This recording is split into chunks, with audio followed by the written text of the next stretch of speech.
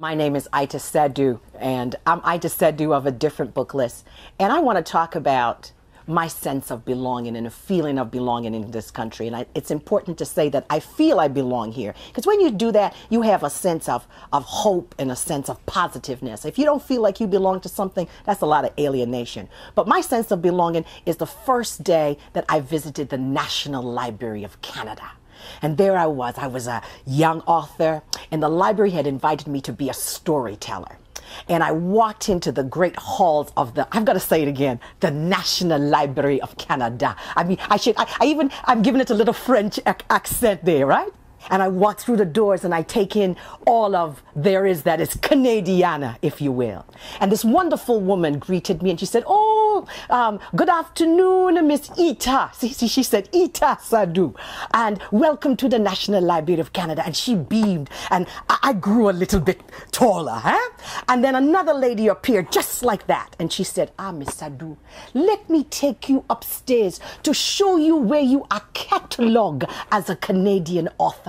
And in that moment, I grew even taller. She had just told me that I was now part of Canadian history and I had made my mark in this great institution. And in that moment, I felt a sense of pride and belonging.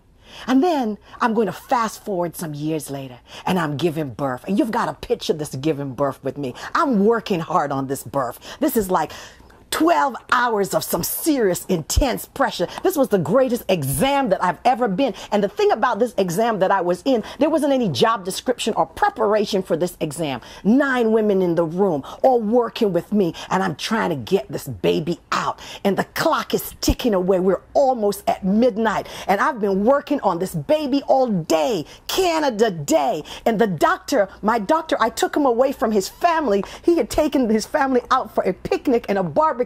And I had to call the man to say, I need some help here because this baby is stuck. And we're working and 9 women are working with me and my husband is working and a whole stadium is cheering for this new life. And baps, at 5 minutes to midnight on Canada Day, my daughter was born.